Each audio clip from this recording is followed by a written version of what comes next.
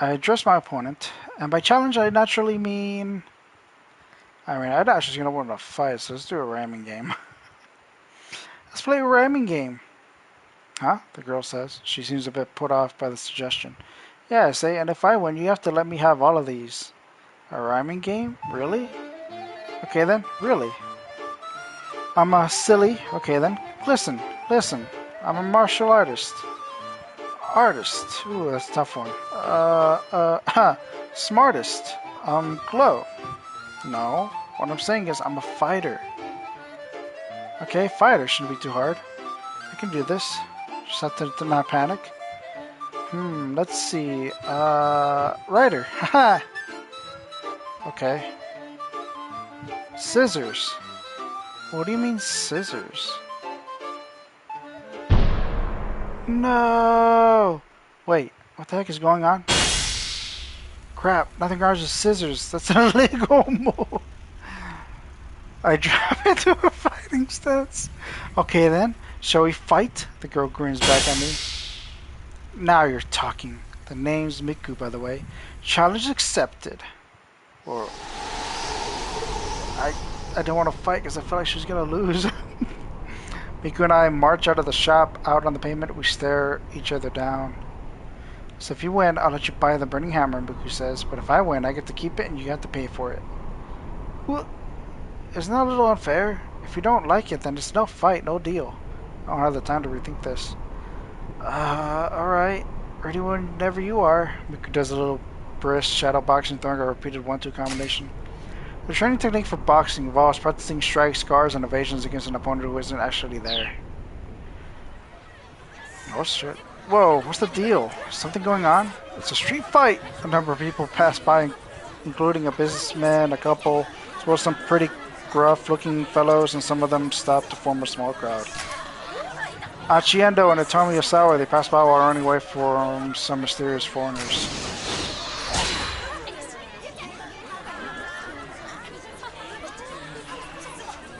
I remember. God damn it, Tama. Why are you always the one with the jumps? As luck would have it, they soon found a crowd in their path, backs turned toward them. Excited voices rose up from the throng. Whoa, what's the deal? Was something going on? It's a street fight! A fight, as the name implies, that takes place out on the street.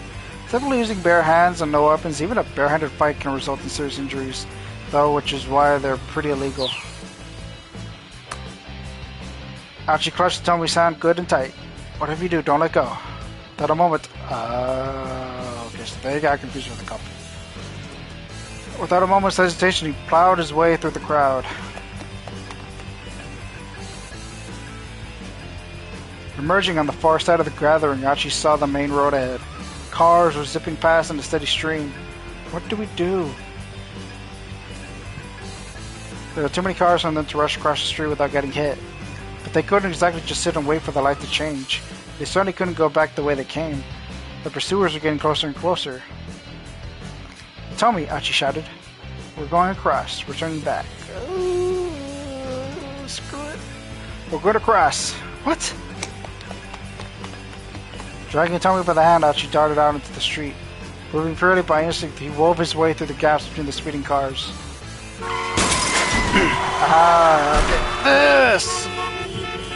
This is what I needed! When they were halfway across, the car slammed on his brakes to keep from hitting them, causing several cars behind it to crash into one another. The multi-vehicle pileup plunged the roadway into total chaos. As a result of this chaos, traffic in the nearby area will be at a standstill for a while on their way to the syndicate hideout. Shinya Kano and Jack Stanley have gotten caught in this traffic jam. Nice! Thank you, Achi.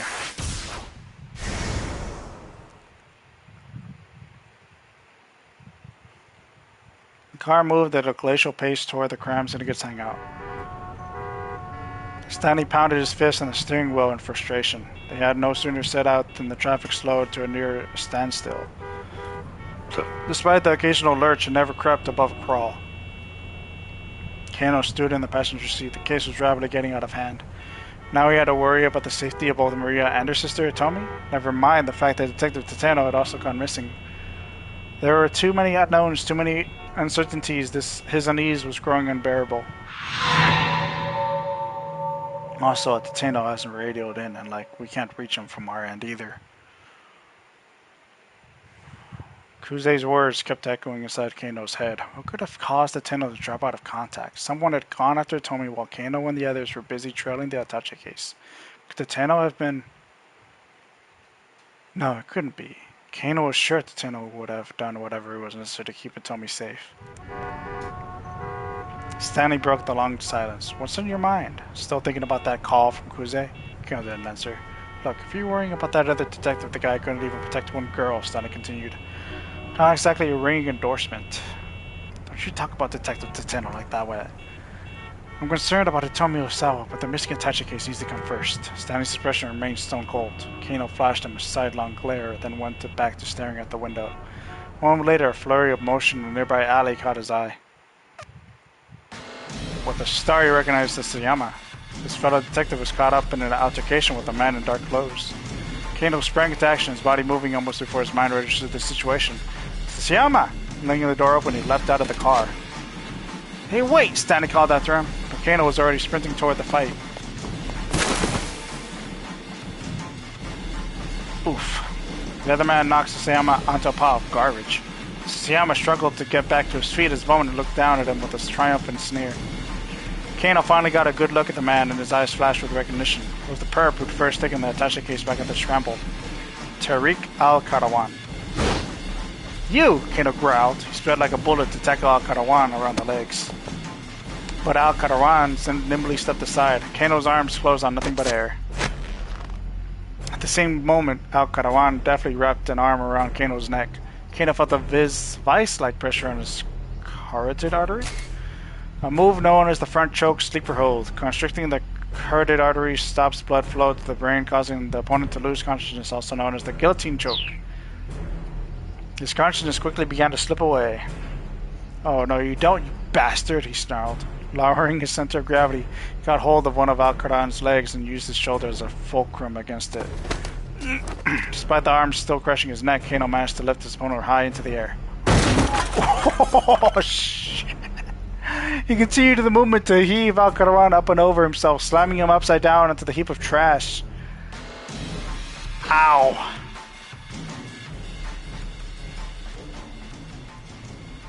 Stanley strolled up to the aftermath of the struggle. Well, you've got the brawn part down, he said. Need some work on the brains. Al-Karawan was sprawled out atop the mound to refuse. He'd been knocked out cold. Sasayama coughed and sputtered. Kano went to help him to his feet, but Stanley stepped in between them. What are you doing? Stanley asked. Helping Sasayama. What does it look like? We need to apprehend al-Karawan first.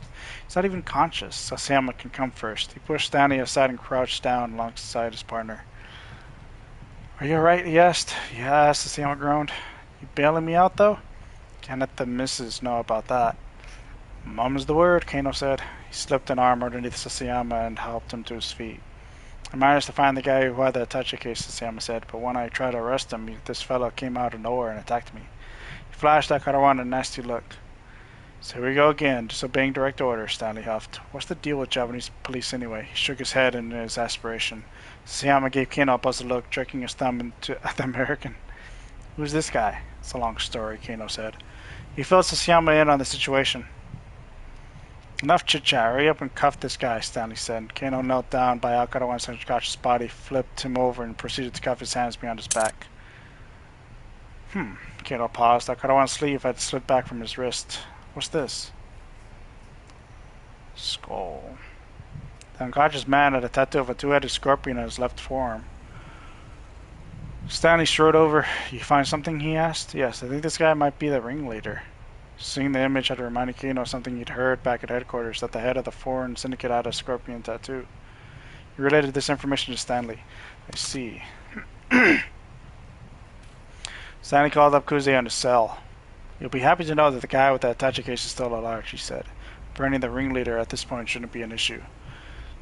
One of your so very capable subordinates gave us a big step forward in the case here. Wait a second, Sasayama murmured. That was sarcasm, wasn't it? Stanley hung up and called over to him. Think you can escort this guy back to the precinct? Yeah, sure, seeing how very capable I am. Kano felt his phone vibrate. Display showed an incoming call from Rumi. Hello, he answered wearily, keeping his voice down. Stanley had him a little on edge. It's me. It was Shizuo. Damn it, Kano thought he had not have time for this right now. But if he just hung up, he might be in even deeper hot water. Kano decided he'd have to take that risk. He hung up the phone. Decided to be better listen to what the old man had to say. Kano decided to be better to listen to what the old man had to say. Hello, sir. I'm afraid I'm not really at liberty to take a personal call right now, even if it is from my father-in-law. He did his best to sound apologetic. I'm not your father-in-law. Ah, yes, of course. Sorry, sir. He bowed his head, reflexively feeling like an idiot. You really don't give a damn about keeping me waiting like this, do you? Sir, I swear to you, I feel terrible. Please, I just... Buster, he took a deep breath and recomposed himself. Promise you, sir. I promise I'll be there. If you can just wait a little while... Don't make promises you can't keep! Shizuo's barking rebuke made Kano break out in a sweat. You think I'm gonna let you off the hook just because you're working a case? This is exactly why I don't want my daughter with some detective. Great, another angry tirade. But did she used to be a detective, sir? Kano muttered. You watch yourself, you little brat! It's not enough that you keep calling me your father-in-law. Now you have to bring that up? Evidently, Kano had touched a raw nerve. Ever have a dentist hit a nerve while drilling a tooth? That's where the experience comes from. Ah. Oh, that's what... Ugh. Seemed like anything he said only made matters worse. Well, you're not off the hook, Shizuo continued. I am never letting my daughter marry the likes of you. Infuriating its crescendo, Shizuo promptly hung up. Why on earth did Shizuo hold such intense malice toward police detectives when he'd been one himself? Kano had become a detective for Rumi's sake in the first place, and now it was the biggest thing holding him back? Hey, come on, let's go. Sammy's voice snapped Kano out of his daze. Grimly, he followed the American back to the car. I mean, I feel like delaying as much as possible is probably the best idea. Yet again, Stanley was thumping the steering wheel in frustration. Traffic hadn't let up one bit. It was starting to look like they might never make it to the foreign syndicate's hanging out. Kano caught sight of a girl in a hoodie, weaving her way between the stopped cars on foot. He rolled down the window and called out to her. Muku Morita was a fighter in the cosplay fighting pub Bride, but just decided to retire after losing to Tom. She lost? Spoiler, she lost! After losing to Tama, the cat in the street fight, she's thinking about what to do with herself now. Dang, she lost? Excuse me, miss. Did something happen? Huh? What do you mean? With the road, I mean. What's with all the traffic? Oh, right. Apparently there was some big accident over by the train station. That's probably what's causing it. Really? Yeah, I don't think you guys are going to be going anywhere for quite a while. She smiled and went on her way.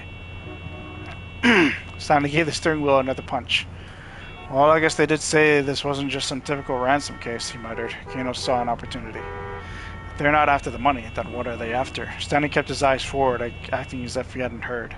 Look, Kano said, I can't help you if you keep me out of the loop.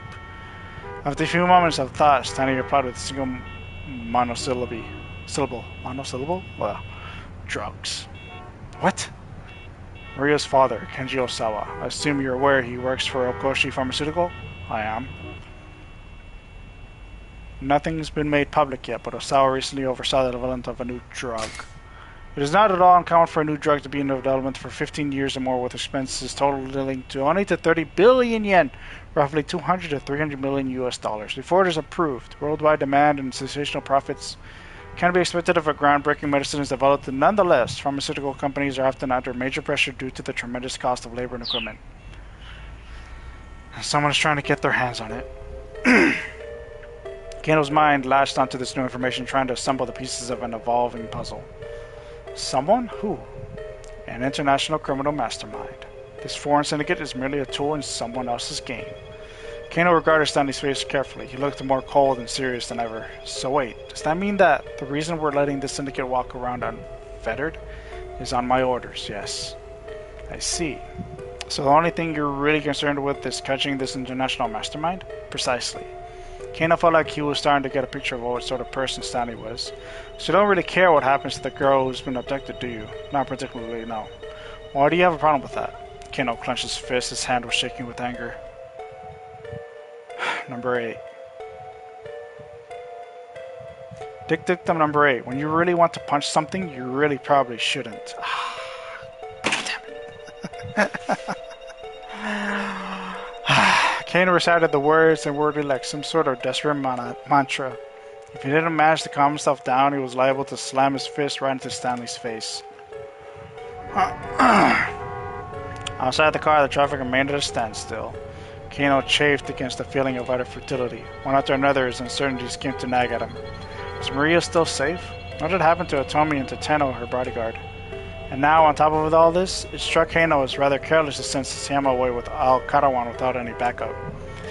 Now that Jack had altered him to the presence of a dangerous international mastermind still on the loose? Fighting back his fit of pique, Kano got out of his cell phone. To do something impulsively out of irritation, resentment, or the like, similar to doing something in a huff.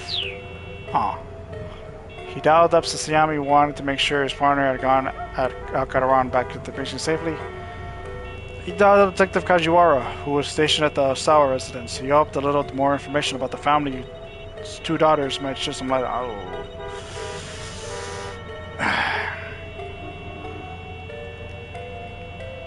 Let's go with Sasayama. Dialed up Sasayama. He wanted to make sure his partner had gone al-Karawan back to the precinct safely.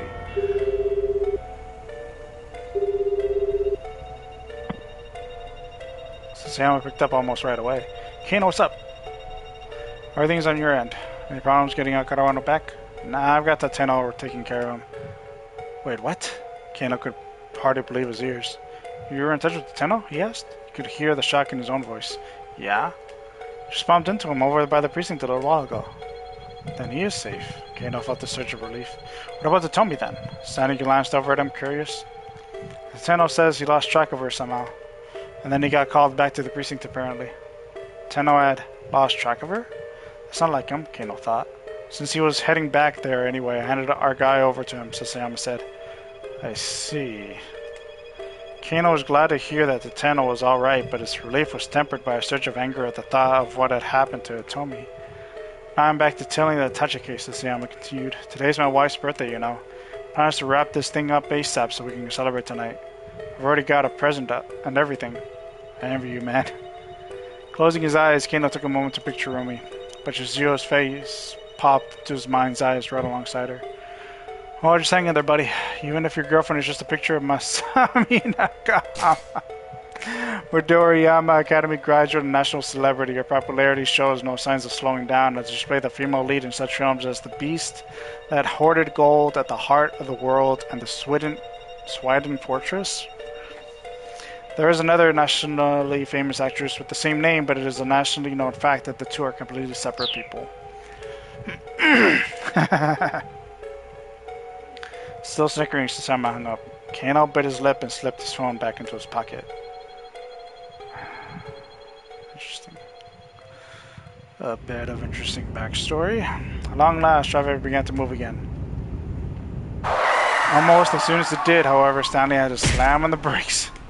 The abrupt stop made Kano smack his head against the windshield. Hey, what gives? Look, Stanley said. He gestured with his chin. What the fuck? Kano couldn't believe his eyes. There, walking along the sidewalk ahead, was al-Karawan, very much not in custody. What the hell? Kano shouted, already hopping out of the car. Stanley was right behind him. They crept up on their target as silently as possible, then rushed him once they were close. In the moment they had subdued him, Kano used his own body weight to hold al-Karawan down. What are you doing out here? He demanded. Whoa, hey, guess you didn't get the memo, huh? Al-Karawan flashed a coy grin. They let me go. Let you go? I think your buddy here might have hearing problems, al-Karawan said to Stanley. I'm a free man. Kano turned and glared at Stanley. What is he talking about? No idea. First things first, get this guy back to the precinct. I'll head to the syndicate hangout by myself. You don't think this is weird? Kano asked. I mean, what the heck is this guy doing on the loose again? What matters is that he is free. Maybe he's telling the truth about being let go. That's ridiculous. I guess he must have escaped on his own, Stanley replied. In either case, your buddy screwed up royally. Now it's on you to unscrew things. None of this sat right with Kano, but the fact remained that he couldn't just let al-Karawan go. He gave Stanley detailed directions to the hangout, and the car sped away towards Yoyogi. Then Kano headed back to the precinct with his captive, trying to reassure himself that he might learn something from questioning al-Karawan that would help resolve the case. This is like a bad end here. Kano sat opposite al-Karawan in the interrogation room. Oh, this looks familiar. He'd been attempting to interview the suspect for about a quarter of an hour. Al-Karawan sat ramrod stiff, not responding to any prompts or questions. Time is around now, he asked. They'd taken away his watch, his wallet, small knife, and his keychain. This was the third time we'd asked to know the time. Why are you so concerned what time it is? Kano asked. Al-Karawan gave no reply. Are you waiting on something? Again, the suspect was staunchly silent. Kano wasn't sure what to make of this, but he took a look at his watch. It's around 2 o'clock, he said. What time exactly? It's 2:18. 2:18 and how many seconds? Look, just cut the crap. Kano grabbed the prisoners by the collar. What the hell are you people after? Al-Karawan merely repeated his question. What time is it right now? The growl of aggravation, Kano shoved his wristwatch in Al-Karawan's face. Ah, it's 2:20, Al-Karawan said. Okay then, that should do it. What? What does that mean? The interrogation went on for several more hours. Despite Kano's best efforts, however, Al-Karawan said nothing more. During all that time, the case continued to develop in unexpected ways. But Kano, stuck in the interrogation room, knew nothing about it until everything was already over and done. Just give me my bed end. Can I see it coming? So just because of a phone call? Questioning al-Karawan. Yay.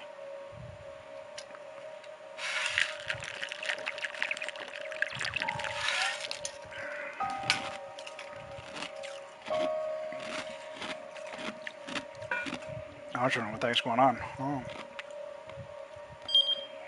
10. While Kano performed admirably in recapturing Tariq al-Karawan, ironically, his action actually disrupted his investigation. Maybe letting the syndicate run free for the time being really was the right call. Someone can do something at 1340 that throws a wrench into Kano's activities? Thanks to the involvement of unrelated parties, and Kano's reaction will make the investigation play out differently. 1340, 140. Huh. So somebody else needs to intervene again?